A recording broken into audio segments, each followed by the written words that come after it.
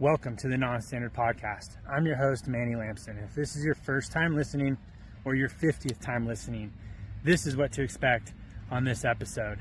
We dive into the concepts of developing your leadership toolbox.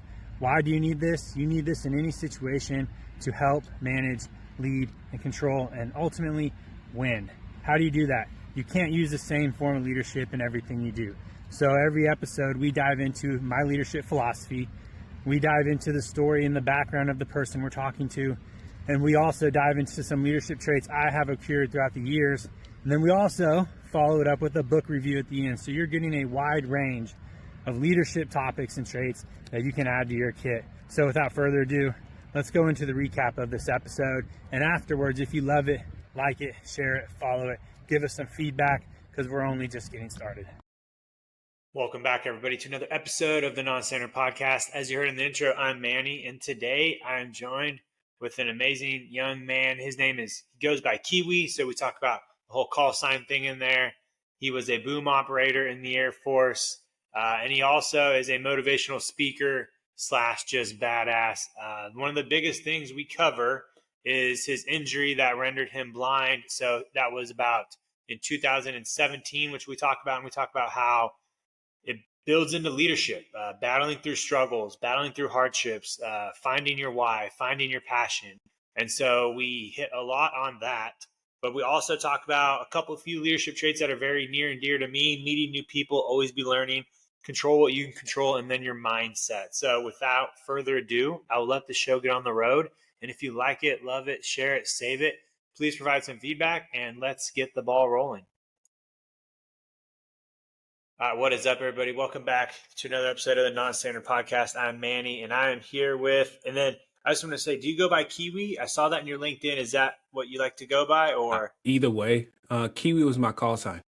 That's okay. That's what I figured when you threw that in there. Yeah. Okay. We'll stick to call signs. If you want, you can call me Snare. That's what I go by as well. So. Oh my gosh! Do you see what's behind me? The snare drums. Okay. So when you said that, I was like, "Oh, come on." Okay, yeah, let's do this. I love it already. Perfect. Nice. But just like everybody that has listened to this show, I just want to say thank you. And I always say this, man, social media is amazing for this one reason. And we'll talk about it later with one of your traits of meeting new people. I love social media. I love how it's bringing people together. In the military, sometimes it's always used as a negative way where people are seeing bad things on it. But, it's one of the sayings I love is garbage in, garbage out. Yeah. If you live by garbage, you're going to be surrounded by it. And I love social media because you can filter all that out if you wanted to. You don't have to look at the bad stuff. Right. And so being able to reach out to people like you and hear your story and get you on the show, it just makes everything amazing. Mm-hmm. Without further ado, let's get this going. We're going to dive into 3 H's: hometown, heroes, and hardships. Kiwi, I'll hand it over to you. Well, my hometown, I was born in Durham, North Carolina. We call that the Bull City where I'm from, the city of medicine. We got many different names for it. All I do know is you better stand correct when you talk about it. So it's a place, amazing place that I grew up in, but they're slowly gentrifying it because everybody's moving here from California, Texas, New York, what have you. Everybody's coming here because it's cheaper, first off, but also because companies are coming here. Like IBM was already here, and then I'll put more money into the RTP area, and then you got Google and Apple, and I'm like, oh my gosh, can we slow down? Because these are multi-trillion-dollar organizations, and so it's becoming so. Especially downtown area. Oh, they're making high rises down there, and we've never had those. And, like, what the heck is going on? We don't want a mini New York down here. That's not what we're looking for. Like, you guys can stop that. We don't need a 72nd floor. No, we don't need that. So it's one of those things where you just kind of like, okay, we understand the growth that's coming, but can we take it with a grain of salt? Like, just slow down, man. Slow your roll. But I love my city dearly. The one thing that a lot of people talk about is the Duke and UNC rivalry in college sports. And no, I am not a Duke fan, even though I am from Durham, North Carolina. I am a Tar Heel. So go Tar Heels. Uh, and so the other thing about that is I know a lot about the history there.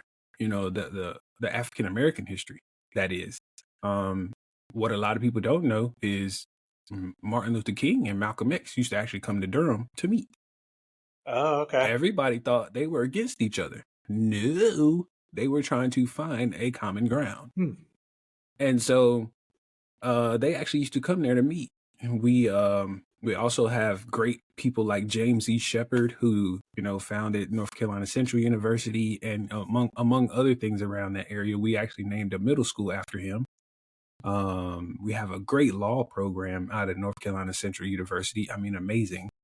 And they compete against other law, you know, programs around the nation.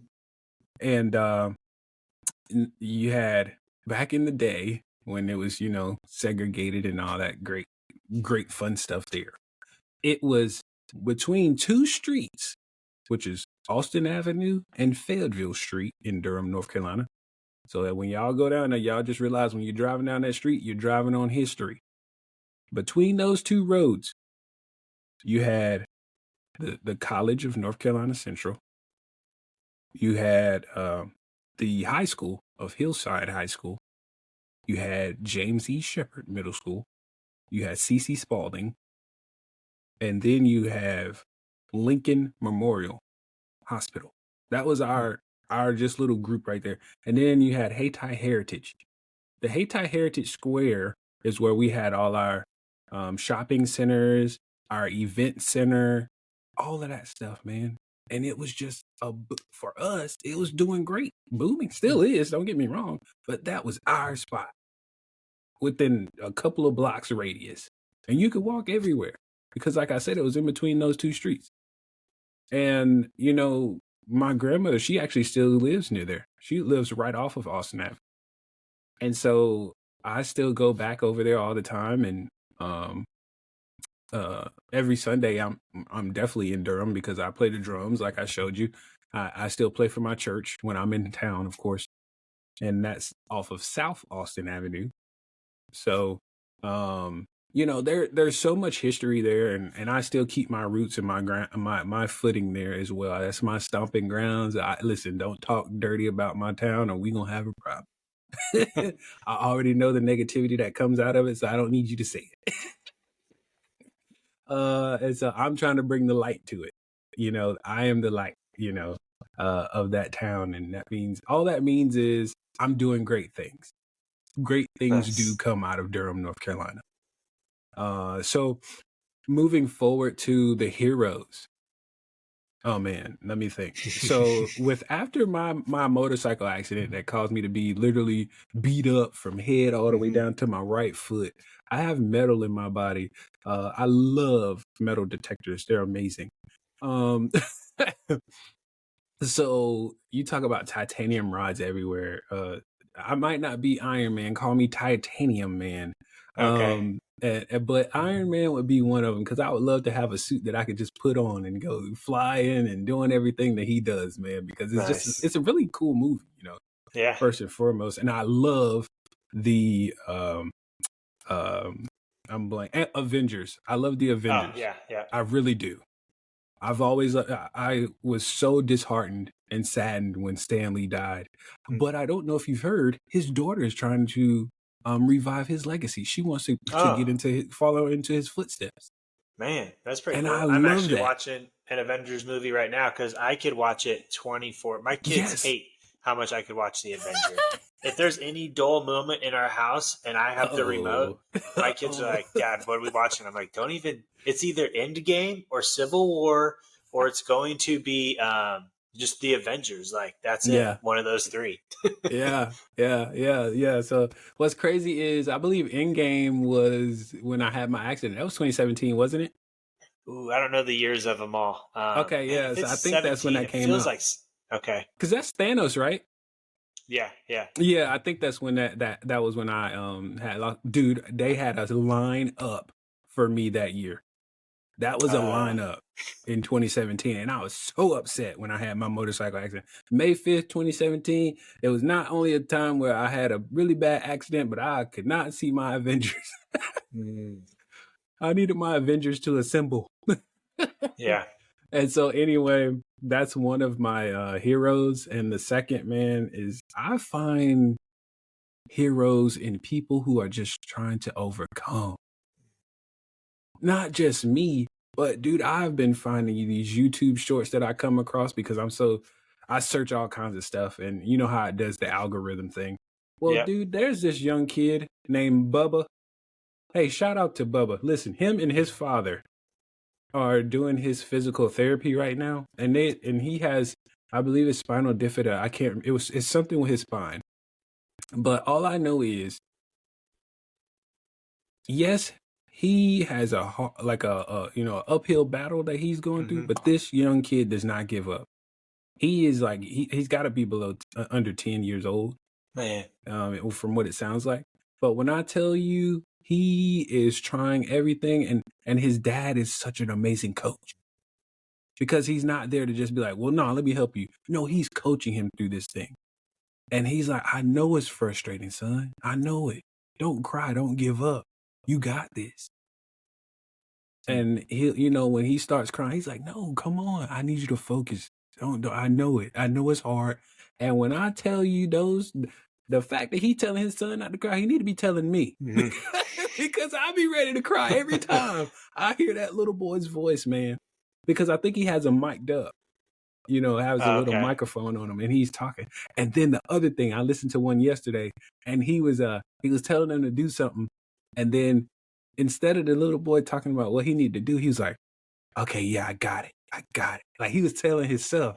And I was like, those inspirational stories are just so amazing. Anybody trying or doing, because I like to say doing, because it's an active. And anybody who is doing great things to become better, to keep themselves going, like myself, because I'm doing great things as well. And I know I am. I hear it all the time, but sometimes I can't just sit back and reflect all day, because I won't get anything else done, So when I hear it from other people in a direct message or in a comment or anything, even when I go to the gym, like I'm going to the gym later on today, but when I go to the gym, there are people that come in there and they talk to me as if we've known each other forever. Like this one lady, she comes to the gym, she's like, oh, I see you standing around again. All I'm doing is taking a break. Stuff like that. And she's like, oh, no, I'm just messing with you. She's such a sweetheart. It's just amazing, man. As a military member, you know how they train you. What is it? The military bearing.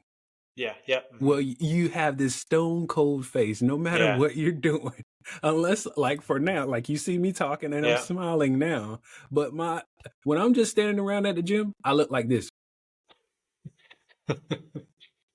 You tell me if you want to approach it. Nah, I think you'd be. I feel like you're just in the groove. You're just doing your thing. With that, or you think I'm unapproachable because I wear like Air Force gear. Okay. I have this Air Force Wounded Warriors gear that I wear all the time because I've competed in that program in adaptive sports.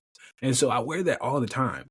And, people, that's a talking point too. Like people say, oh, you were in the military, or, oh, what's that program about? And I'll tell them I have no problem with talking about it. But it's funny because if I were to see me in the gym, and I have this Air Force gear on, and I saw my face looking like that, I'm not approaching you. I'm sorry. Yeah. Oh, I hope this man is okay. He's not going to kill anybody, is he? It's just one of those. The saying, the resting bee face. So yeah. I don't want no parts of it, but I do smile every now and again. Man. And so the last H was hardship. And as I spoke already, my hardship was my motorcycle accident. One of the hardest and toughest hardships I've ever had to endure. First off, I say had to, but I'm still enduring that today. But at the time, it was the toughest one. And that's May 5th, 2017, a day I'll never forget. Some might call it Cinco de Mayo. I call it my new life's journey. And so I actually had to work for the Air Force that weekend. I was a reservist, so I had a UTA weekend that day, starting. And actually, I'm grateful that I did have one that weekend, because had it been the day before, that Thursday, May 4th, I wouldn't have had any benefits. Oh, yeah. Because I was in a travel day on Gotcha. the 5th. Crazy, right? Man. Hey, I don't believe in coincidences. Everything happens for a reason.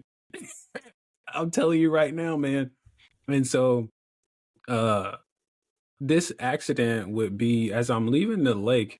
For those, and I'll bring this up here later in the show as well, but for those who don't know, I'm also an author, and I wrote a book called Don't Focus on Why Me, From Motorcycle Accident to Miracle. And on the cover of this book is a backdrop with trees, a dock, like a little, you can see water a little bit, and some rocks. But this is where I was last at. Like, this was the last place I was before my accident. And that was Jordan Lake, where I used to always go sit when I would, ride my bike out there or just need to get away.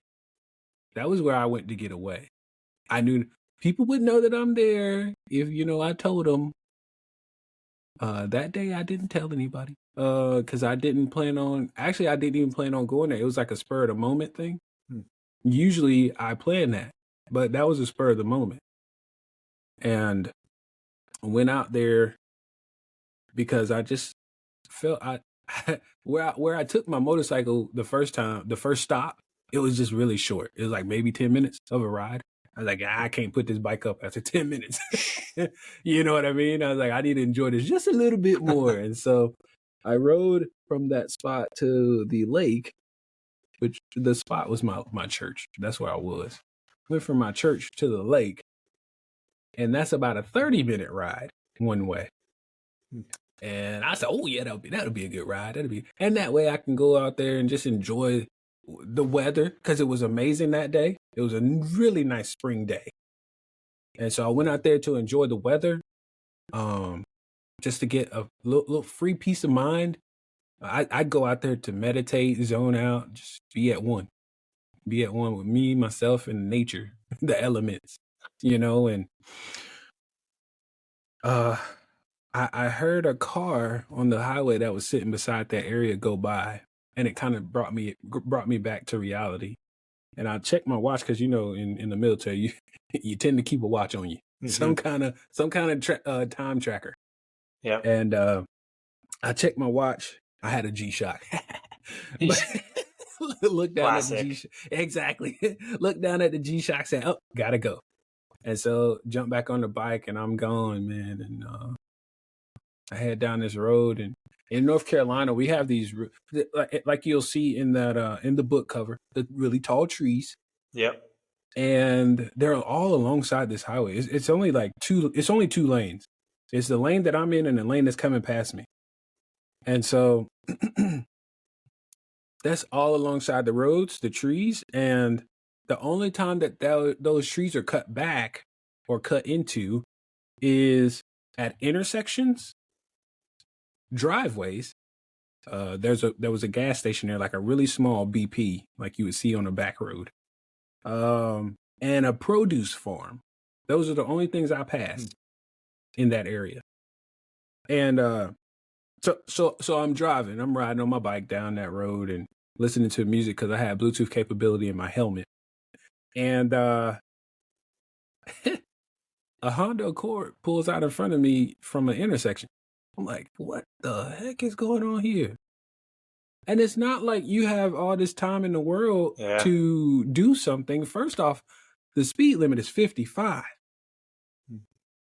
It wasn't like 35 on this back road where you have a little bit more, slow down.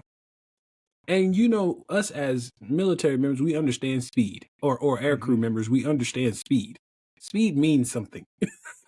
Yeah. And so we coordinate speed, or we know our speed when it comes to refueling you guys. Me being on the KC-135 and you being in the B1, there's a certain speed we coordinate at. And so if I'm not mistaken, I think for you guys, what was it? 320 or 305? 320. 320. Listen, man, yeah. I'm a boomer all day long.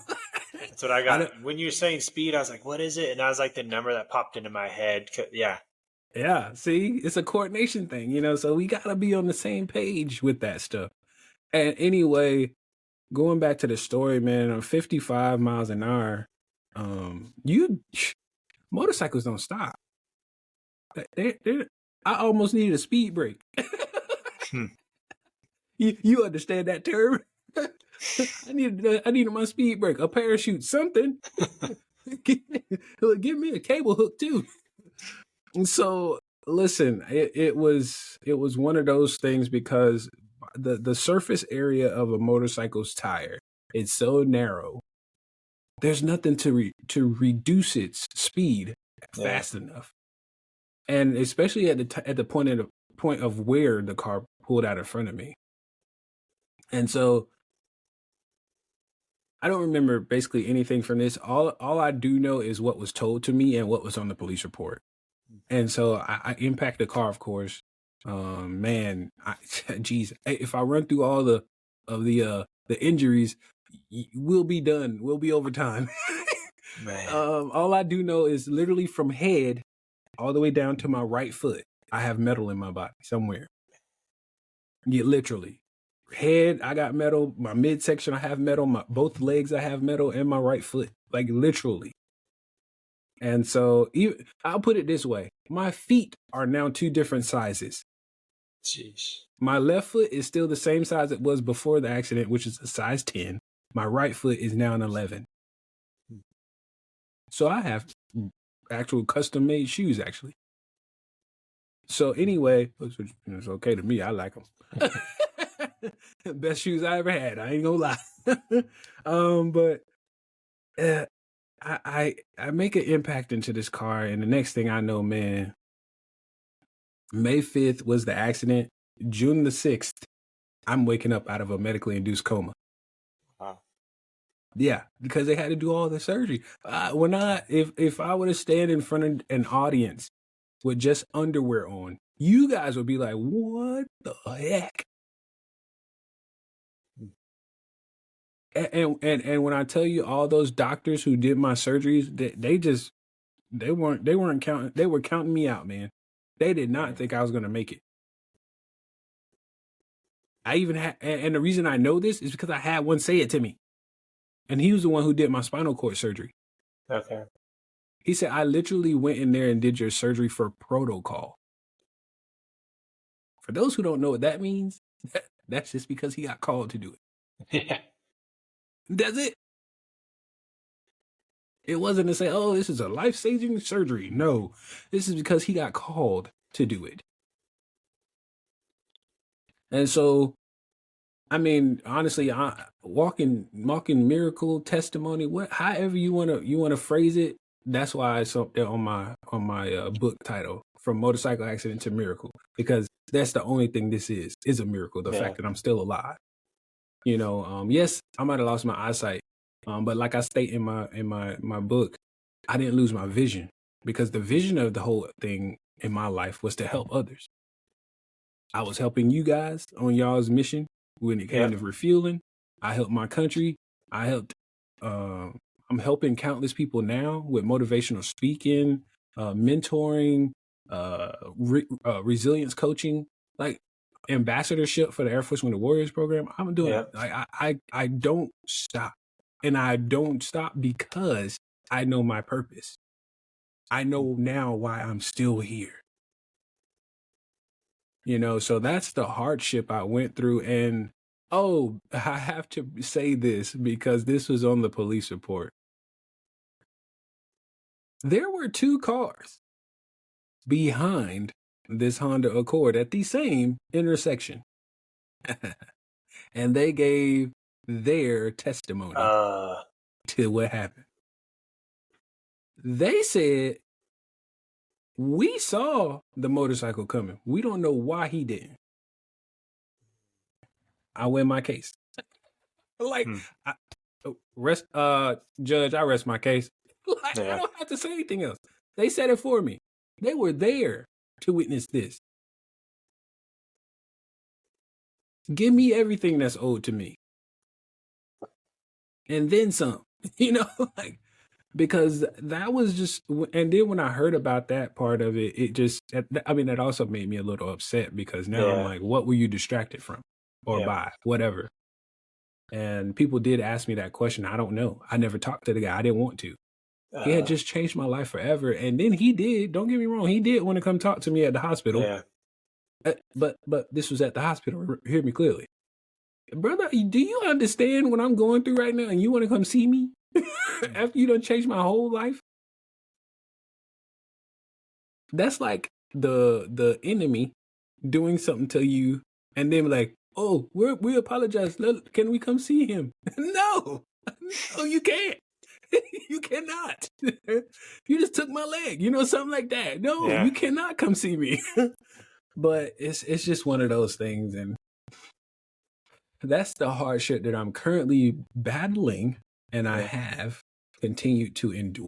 It's just the obvious, the need to keep moving on and keep talking and keep being motivational and keep moving forward. I talk to a lot of people, and we all have hardships in our life, and there are people out there who sometimes I get them on my show and they go, Manny, I don't have a hardship. Maybe they've had a good life. And I sort of have to tell them like, well, something's going to happen.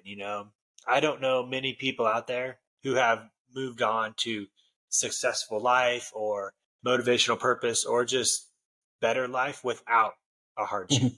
Yeah. It's almost what we were built for. Mm-hmm. We were built to withstand hardships, move forward and learn from it, teach about it, and help others. I think that's where a lot of the downside of a hardship comes from, is when it happens and that person doesn't teach people about it or help motivate those who may be going through the same thing or just share their story, And so, like my hardship is, I've talked about it before, when the biggest one most recently was failing out of the selection for TAC PO because I put so much into it, about 4 years of training, mentally and getting ready to change jobs in the military and going all in, and then not getting selected. I was like, I could have just went to a hermit crab and went back to flying the B-1 and just like not told anybody I applied, and just like put it under the rug. But I tell people, and when I do, they feel open, they express their hardships, and I can see that in your journey and what you talk about and the way you talk about it. It's almost like you want people to share their story if they're not doing it at the moment. Yeah, for sure. And one thing that you mentioned with hardships, yes, the human is very much capable of dealing with these said hardships, and that's because of the adaptation of the human functionality. Our bodies are way more capable than we think it is. Yes. And it's because of this up here, your mind. Oh, it's all about the mind. As soon as you shift that mindset, just think about like SEAL training, for example. Some people go through SEAL training just because they don't want to, be a SEAL. They just want to see what it's like. And it's see the challenge, what the real challenge is. And they're like, dude, that was a mental battle. Like it was crazy. I'm barely sleeping, they're having us go through. But what I had to do was put my mind in a mode that just said, hey, dude, survive. Yeah. I need you to survive right now, And so it's interesting you bring up TAC P because when I first was being recruited, they saw the physicality of my body. Okay. Like, dude, you play sports and stuff? I said, well, yeah, I play football and run track. I wasn't like big. I was very lean and cut. Gotcha. And so they were like, oh, you should look into TAC P or PJ. I said, what the heck is that? They showed me that. Oh, I said, "Oh no, I'm good." I said, "I want to be in the airplane, not jump out of it." There you go. Are you crazy? Nice. I would have went to the Army if I wanted to jump out the plane. That's true. Come on, man. And I have nothing against those guys because they're amazing for what they do. They do amazing things for us. You know what I mean? And it's just that was not my goal in coming to the Air Force. I loved my job. Man, refueling? Oh, come on. I never thought that was real. When he showed me that video, you could listen. I was like, okay, that's a hoax. And you're not going to get me. I said, now show me the real jobs. He's like, this is a real job. You just can't do it in the civilian world. Gotcha. Yeah, so. Mindset. Oh man, it's huge, you know. Yeah. And I always bring up the person people don't like to talk about if they haven't been there, and that's Goggins, right? Like, so when I read his books, it just, and the reason I tell people not to read his books is because it's the worst book you'll ever read, because it'll make you seem like a pussy, like straight up, like you will feel like your life is worthless. And so when I read it, I was like, dude, that's all it is his mind. And he says it. Yeah. He flat out says it. He goes, dude, it's just like when he's hurting, it's his body thinking it's about to stop. But once your mind is like, dude, you're good. Oh, okay. The body will literally go, oh, I'm good. Okay, I'll keep going. You know, and then the body may be like, well, now my shoulder hurts. But if you're like, no, it doesn't, just a little bit longer. Okay, it doesn't hurt anymore. You're good. Yep, you're correct, mind. You just keep pushing through it. And once you break that barrier and understand it is your mind, it's just like you've said, the human body can do so much. Oh yeah, no, trust me, man. It could do so much, but you can also push the body too far. And the reason I say that is because this is just a little bit off topic, but there's a body. I think he's a bodybuilder. Can't remember if he's a bodybuilder, whatever. But his name is Ronnie Coleman. Yep. Ronnie Coleman has a story, okay? And it's not just that he won 9 Mr. Olympians. No, that's not it. It's that when he finished winning all those Mr. Olympians, his back was crap. Yeah, I've seen some videos of him now. He's pretty beat up. Yes. And he tells a story. I think this is what Shannon Sharp. He tells a story about being in the hospital. They had to do back surgery on him. Numerous ones, by the way. But they inserted some screws or some pins or something in his back. And this is after the surgery. He just wakes up. He's like, oh, hey, how you doing? She's like, I'm doing pretty good. How you doing, Mr. Coleman? He's like, I'm doing all right. He doesn't really realize that he's done had these surgeries. He does know where he's in the hospital, but he doesn't feel it yet. And so she's like, all right, I'm gonna check your wound. So just if you could, turn to the right. And he's like, okay. He turns, and both of them here is, oh, he snapped the pins that they just inserted. That was his muscles doing that. So this is when he was still lifting. This is not after. So his muscles were so strong that when he twisted like that, it just snapped him. Whoosh. They just put those things in there. And so he turns back over and he said, what was that? And she was like, I don't know. And she was like, I'm hoping that wasn't inside of you. He was like, well, I mean, I don't feel anything right now, but so they had to take him to x-rays. And sure enough, he snapped that sucker clean in half. Man. Dude, so how his back got so strong, of course, lifting. Yeah. He got to the point where, I don't know if you've ever done 225 pounds of a squat. I've done a couple, yeah. So 225 pounds of squatting it's not bad. It's okay. It's pretty good. Really, really good. He used to do that with lunges, walking lunges. No, thank you. Outside. We're not even talking about in a gym on a mat. We're talking about outside on a concrete, on the road. He was nuts, and he talks all about it. I'm not making this up. You can go look it up on YouTube, man. It's crazy. So yeah, no, the body is the mind and body are very capable, but we have to be careful. Mm-hmm. But I digress, man. Yeah, let's since we hit mindset really quick, let's jump into some leadership philosophy stuff for those out there listening. So I have developed, my 4 leadership traits that I sort of go by every day. Lead by example in all you do. To be selfless, you have to be selfish. Build relationships based off trust and care. And then challenge the road in front of you, getting comfortable, being uncomfortable. So out of those 4, I like to ask sometimes, which one do you struggle with?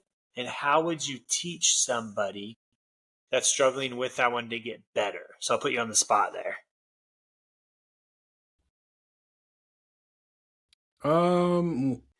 Which one do I struggle with? Yeah, which one are you like, ooh, that one's tough? Or so explain to me the selfish one. Yeah, no, it's definitely a trickier of the 4. Mm-hmm. So the reason it's so direct, to be selfless, we have to be selfish, is under the concept of, to help others, I need to be in the best mindset and physical spot possible. Right. Okay. So there's that saying of like, put your mask on first, right? When you went through like the CBD course to help others. That's like the PG version. I just cut straight to the chase and say, look, if I'm going to be a leader and I'm going to be a motivational speaker or something like that, I have to take care of myself first to be the best representation, to be the best person to, that if I'm giving an order or something, they have to look at me and go, man, this guy's got his shit in a sock. I will do what he says, or I will follow him because he's doing it as well. So that's where I sort of come with on that one. Yeah, I'll be honest. That's probably, especially now, probably the top one for me. That's the one that I do the best because I'm walking it and living it every day. Yeah. As far as not just the motivating part of it, but I am the example. Yeah. Like, and it's easy to speak to. It's so easy for me to communicate me and what I've been through to you, and also to relate it, not just to communicate it to you. I can tell you about me all day long, but how does this relate to you, and how does it help you? I can do that because I have been dealing with this and for almost 8 years now. Gosh, it seems like it was yesterday, but it's almost been 8 years. Yeah. And so when I think of something that I need to probably work more so on, what were the last 2? The first one is fine because so a third one is build relationships based off trust and care, which, talking to you, one of yours that we'll talk about later is meeting new people. Sounds like that one's there. And then I want to say you got the challenge road in front of you pretty good as well, because you've been on a challenging road, for the past 8 years. So there's that. But why don't you pick one that somebody may be struggling with, and how would you help them get better at it? That challenge right in front of you. Yeah. That's what I wrote. I actually wrote about that in my book. It is called, the chapter for that one is called Embrace and Confront the Issue. Mm-hmm. That's what the title of the chapter is. So that's hard to do. That's really hard to embrace the issue in front of you, because some people will either move away, right, or pretend it's not there. In denial. Yeah, that's what we call that, and that's what I speak to, being in denial. You can't run from your hardships, the past, the things that you tell people you are, but you really aren't. So the lies. Yeah. If I find out somehow that, like, if you were to tell me you're a B1 guy and I keep asking you all these questions about B1s and you never answer one of them correctly. Well, yeah, I'll look it up. Guess what? I know you're not. You're not on the B1. You know what I mean? So what I'm getting at is that if you embrace and confront this issue, it will no longer dangle itself over top of you. Yeah. It won't control you. You will now control it. And that goes into that other thing that I talked about. Control what you can control. I think what it also does is it actually makes the situation a lot shorter than what people think is the timeline to solve a problem. Most people always, when they see a problem or something in front of them, they think about it too much. They wait too long to attack it. And then by then they're stressed out and they have anxiety and they haven't even started attacking the problem. And it can be months or years. Yeah. Unless you just attack it straight up. You know, there's a saying I love. It's called "Be the Buffalo." And I don't know if you know the history of why the buffalo is such a prized animal. Yeah, they go into the storm. Yes, exactly. If you just attack it head on, go through the storm, it's not as long as having to avoid it or go around it or wait for it to pass. And I break this down pretty simple because I do a lot of workouts with airmen and I push them pretty far to their limits. And one day I had an airman that, man, I don't know what this guy was thinking. I was like, dude, I'm going to go on a 9-mile run. Who wants to come with me? And he's like, I will. I was like, oh, shoot. I didn't think anybody was going to come with me. But it started downpouring during this run. And he's about half mile behind me. And I just yell, Eric, be the buffalo. Go through the storm. The storm's going to pass as we're running. We can't stop. We're in the middle of the base. Like, it's just going to get worse. Just keep going through it. And we end up finishing, and he's a little bit behind me, and I'm sitting there waiting. And I was like, what'd you think? He's like, dude, all I could think about was just being the buffalo and running straight through it. Yeah. And so that's what made me think of when you said just embrace it and that's so empowering, man. Be the buffalo. That right there was a moment. That's a great story, by the way, too. But that is so powerful. I love that. Yeah. I might have to use that. Be the buffalo, dude. Yeah. It's awesome. And it ties right in. Let's jump into your 3 primary leadership traits and explain them a little bit. If you got a couple examples, share them, maybe how you developed them, and then I'll throw some questions out there as well. Okay, for sure. First one was meet new people, correct? Yeah. Meeting new people. Man, can I just say, like, I've been meeting a lot of new people virtually and in person. Mainly virtually here recently, and especially in the past 2 months or so. I've been doing a lot of podcast interviews. And when I tell you it's opened so many doors for me, it's basically the same thing as networking. Yeah. As they say, your network is your net worth. I just covered that as well. Yep. So if you are not out here networking, guess what you're not doing? You're not building your net worth. And so I know I like money. Yeah. I don't know about y'all. And if y'all don't, y'all feel free to send it to me. I'll give y'all my cash out later. But anyway, it's one of those things, man, because we have to network. We have to, the human, philosophy, mind, whatever you like to say, we're ready to connect with other humans anyway. Yep, exactly. Yeah. Because we're supposed to build together. Multiple minds are better than one anyway. Any day of the week, 2 should outdo 1. Now, if it's I ain't gonna just say every 2, but they should outdo 1. Yeah. You know what I mean? And I'm sure y'all get the concept of what I'm trying to say here, but that's how I feel about that one. How would you teach somebody who's younger in the military or maybe an introvert to get out of their comfort zone and meet new people? Do it in a way that works for you. Okay. And what I mean by that, so my youngest brother, he's actually in the Air Force now. He is kind of that introvert that you mentioned. I think it was because he was so far removed from us. So I have 4 siblings total. Well, it's 4 of us total. 3 siblings. 4 of us total from my mom's side. And me and the other top 2, or eldest 2, are 11 years older than him. Okay. So it's a huge drop compared to us. Because me and my sister, we're like a year and a month or 2 apart. And then my oldest brother is like Almost 4. I think he's 4 years older than me. Okay. So we're all close in that age group. He's 11 years, which means when we were up there at that 11, 12-year-old and above mark, we're thinking about what's going on in life. Like, you know what I mean? We're not worried about him. He's now considered the baggage, extra baggage, you know? And so my thought process is when I'm graduating high school, dude, you just starting elementary. Yep. You know what I mean?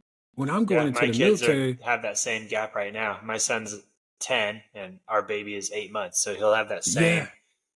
So you have to be mindful of this. You have to be mindful of this because it's not that we don't love him. Trust me, we love our brother. It's just that we understand that it's a disconnect. There is an actual disconnect that we want him to be connected to us, but he had to find friends and people he could connect to in almost a different generation almost. You know what I mean? So it was like, we can't relate. Like, we can't relate to you. We grew up in the 90s and the 80s. You know what I'm saying? Like, you're at 2000s, baby. And so what I'm getting at is that he connects a lot via the web. Yeah. You know, these guys playing video games on the internet and via, you know, their actual gaming consoles, Discord. That's how he connects. I don't know nothing about Discord. I mean, all I know is it's an app. Yeah. But that's how they actually connect with each other. Yeah. And so that's what I mean by using different means of connecting. What works for you works for you. I also connect with music. Yeah. So when somebody knows I've played or I do play music or am a musician or a singer, they're like, oh my God, we should do some music together one day. Or I would love to hear you play, or I would love to come to one of your singing events. You know, stuff that's networking, that's connecting. Yeah, go ahead. The way you phrase that is perfect for leaders to understand when they're trying to motivate airmen to go out and meet new people is stay within your comfort zone, where you're meeting people. But I think it's also important for leaders to know where those airmen feel comfortable so they can guide them there. Because if you as a leader don't know how Joe Schmo likes to meet people, you're gonna sort of push them the wrong way, you know? So that's where it sort of ties into getting to know the people around you. You know, like let's say, for instance, I'm working with an airman and I go, hey, I need you to go meet some new people. Why don't you go to the gym? Because that's where I like to meet people, right? What if they don't? If I don't know that and I haven't built that relationship with them, I don't build the trust to help them become a better leader, because they're just going to look at me and go, well, Manny doesn't know who I am. He told me to go to the gym to meet new people, but I don't like going to the gym. I like to play on Discord or do this. And so it sort of goes full circle on that leadership level. Yeah. So, and so the other thing is with that leadership mindset, meet them where they are. Yeah. When you meet them where they are, that can open up the opportunity for new things. Yeah. That's hard for leaders to do. It did for me. And that's why listen, when I tell you I speak from experience, I have no choice but to, because that's the best way to do it. I promise you, telling lies does not help anybody, because you got to tell one to tell another to help the other one. So when I say meet them where they are, because it'll open up new opportunities, they met me where I was, which was probably playing football, working out in the gym, wanting to learn something new, playing video games. You know what I'm saying? That's probably learning about cars. That's probably where you met me.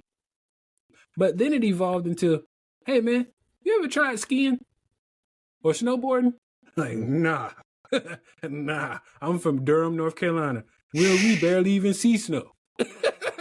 You know what I mean? And I'm definitely not finna go to the mountains where it's artificial. Not doing it. So when I got out on a trip, the first time I went skiing was in New Mexico. I think it was Sandski. It was the resort or whatever that place, the lift was. And they were like, oh, dude, we're going to have it's a great spot up here. We could go skiing. And I'm like, You know what it also was the people that I was with, I trusted them. Gotcha. So not just anybody, Yeah. but I trusted them, and they were able to convince me to try this. And that opened up something new. I not only did it that one time, but I also did it as a visually impaired person. You see what that did for me, though? Yeah. It opened my mind to trying new things. And so you meet them where they are, and that can open up new opportunities. Nice. So, yeah. Good. Let's jump into, you just tied into it, always be learning. Another big one of mine. It's like when I have my 4, this always be learning is like the asterisk 5th one in there that people always throw in there. Just talk about it. What do you got on always be learning? The day you stop learning is the day you stop growing. And it's so easy to learn. I don't think people realize that. Especially now. Oh. You walk around with a computer in your pocket. Yeah. You got podcasts, you got audiobooks. Yes. Like, it's so easy. You literally are walking around with a computer in your pocket. How did they shrink this computer? Oh my gosh. Yeah. It's so amazing what we don't realize until you actually put it in perspective. I studied computer information systems with my degree. And so I loved computers growing up. I loved gaming consoles, all that stuff. When it came to anything being put together that was electronic in my house, who did they call? Me. Gotcha. I might have been the youngest kid in there, and I'm still putting everything together. I didn't even understand what the words meant, but I knew how to plug something up. I'm not even lying to you. I was just that quick. I was sharp like that. Yeah. Because I knew that was my gift. I still put all my electronics and stuff together by myself anyway. I put that drum set together by myself. I don't need to necessarily see something and know how to do it. Mm-hmm.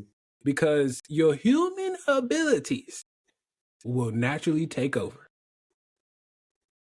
And so what I'm getting at is that, like, when you're always constantly learning, it's an amazing thing. First off, our mind is so capable. Yeah. And we should be learning. We shouldn't be stuck in and set in our ways, because we're going to get left behind if we do. Mm-hmm. Yeah. I'm actually out here learning AI, and I can't see a thing. So when I hear people say, I don't want to do that, or I don't know how to do it. Okay. It's because you don't want to. Yeah. That's what you just told me. It's because you don't want to.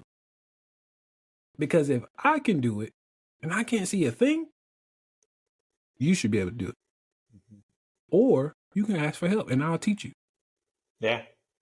I don't mind. And see, that's the other thing is, I'm not saying that you can't do it because I can. I'm here to say that if you just ask for help, I have no problem with helping you. I love teaching. I think that instructor side of me comes out all the time, because I was an instructor boom. I was an instructor boom operator. So I think it just starts to naturally come out.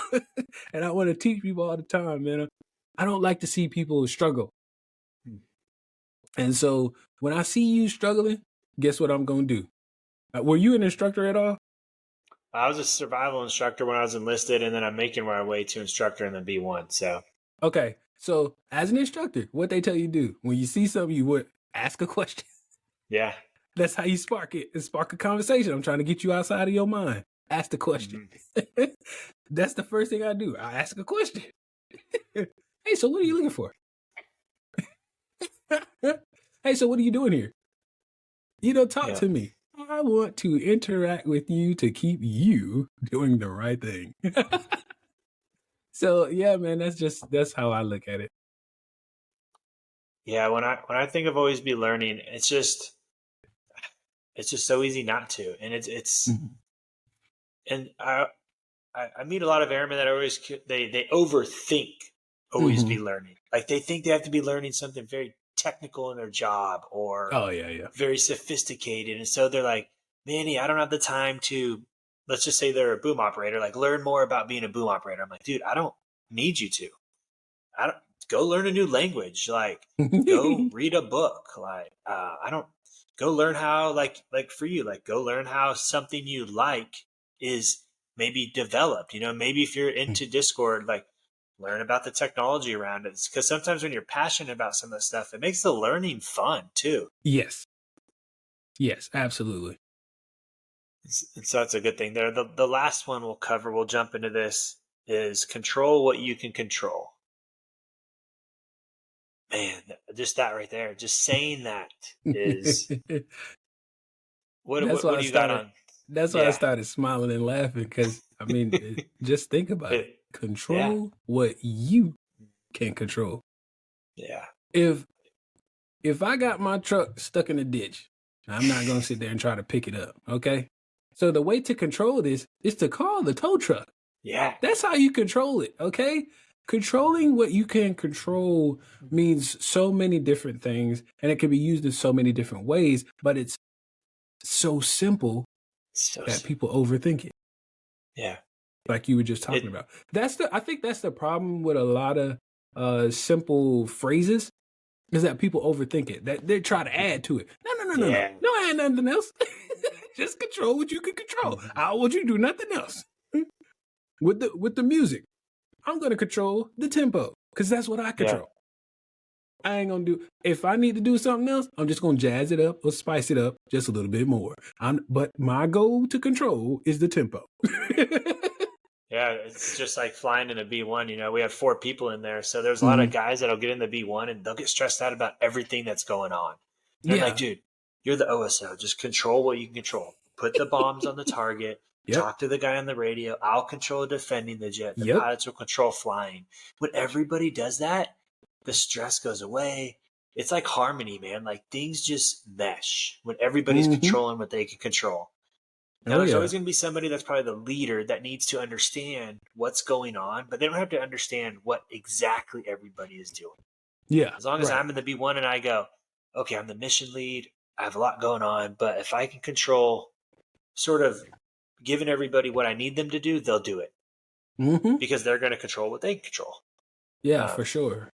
And just, I mean, that also goes with like the KC-135. We are a tight knit crew because it's only 3. Yeah. You know, some, I don't know if some of them still have, I think that the ones that still have like a nav on it are the ones who do the like night goggle stuff. Those people. But for the most part, nobody has 4. They have 3. It's a 3-man ops. So there's 2 pilots and a boom operator. They trust the rest of that aircraft from the cockpit back for us. They trust us with that. So I control the whole entire back half of that plane. Until they say, something's not right, boom. That's the only time they'll step in. If I don't do something right. But if I'm doing everything right, the entire back half of that plane is mine. Yeah. You entrust that plane or that entire back half to someone who could potentially be 18 years old. Just think about that for a second. 18 years old. There's a lot of stuff that can go wrong in the backside of that plane. And you trust that with somebody who's 18. Yeah. And so I had to, you don't think about it in the moment because they're stressing you out at school. They're stressing you out at school, making sure you do everything correctly. But, you know, when I started to reflect on this, when I went to instructor upgrade, and the first thing that comes out of their mouth, and hear me clearly, this is verbatim. The first thing that comes out of their mouth is, that student's trying to kill you. I said, what? Why are they on the plane? For the pilots up front, that's exactly what they say. Yeah. I said, well, why are they on the plane? my plane. They're like, no, not like literally trying to stab you or nothing. I mean, like, they don't know what they're doing. I need you to know. And so I was like, oh, I get it. You know, I need you to phrase that another way because I don't like that. But that's what it really means. Because if they're not doing their job and you're not paying attention as an instructor, you're dead. I mean, you die right there with them. Yeah. That's what they mean by that. And that's why the pilots also say when we come in for a landing, we need your eyes, boom. We need you to be focused on our landing, everything about it. We might miss a step. We need you to catch it for us, please. because you, as they say, you die half a second behind us. Yeah. You know what I mean? And so it's so serious. I laugh and joke about it, and it sounds comical when it comes out of my mouth, but it's so serious. And yeah, man. So that's what I mean by control what you can control. When they give you those certain things and material that helps you control what you can control, utilize it. Yep. And I think it also ties into hardships, controlling what you control. Like, if something happens in your life, you can't stress about it. You can't think of what if. It's just like, what can I control? I can control standing on my own 2 feet, figuring out how I'm going to move forward, and just take it day by day. Yeah, for sure. That, and as cliche as that day by day thing is, it's so true. It is absolutely the truth. Because I heard a comedian say, "Yeah, I'm taking it day by day." Well, isn't everybody else? Yeah, everybody else is, but how is their day going compared to mine? That's why they say day by day. Because what you might be doing in your day is not the same thing I'm doing in my day. Yep. I literally have to force myself out of my bed sometimes because I'm just either in pain or seriously did not get sleep last night. Mm-hmm. So you don't know what happened to me in order to take it day by day. Let me take it day by day or step by step. Yeah. Like a checklist. Thanks. Yeah. So yeah, man. So as time flies.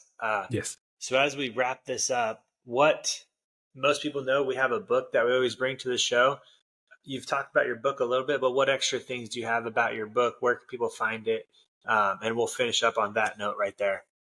Yeah, for sure. So the name of the book title is Don't Focus on Why Me, From Motorcycle Accident to Miracle. It can be found on Amazon, Kindle, Apple Books, and Audible. So I do have it in the audio version in Audible and Apple Books for those who like to listen to books, because I do. I love listening.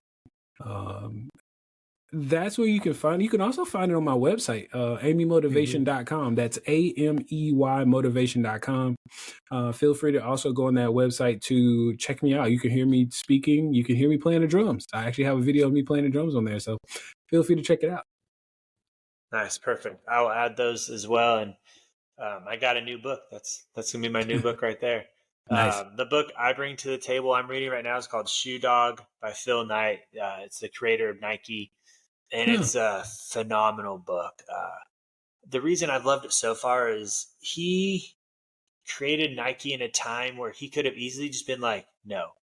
There was the Vietnam War. There was the Korean War. There was the Olympic stuff going on. All these things in his life where he could have just been like, I'm good. Like, I don't need to do this. But it's just this persistent day-by-day passion he had and drive. All these other things to talk about, like grit, and move into the next day. And that's just where I'm at right now. I'm just breezing through this book. It's really good. Nice. Do you have any last final notes for anybody out there listening? Yeah. So one last thing that I will say, and I'll leave you guys with this. It's a quote. Don't let your situation define who you are. Let you define who you are. So when everybody's out here putting all these labels and different things on you, like they do me, I'm blind, PTSD, traumatic brain injury, spinal cord, all this blah, blah, blah, blah, blah. Don't let that stuff define you. You define you. Nice. Easy. Kiwi, thank you for your time. That hour was probably one of the fastest hours I've ever recorded, honestly. Yeah, man. I'll take you through it. So, and I tell people the reason I love the way we do these shows is it's quick.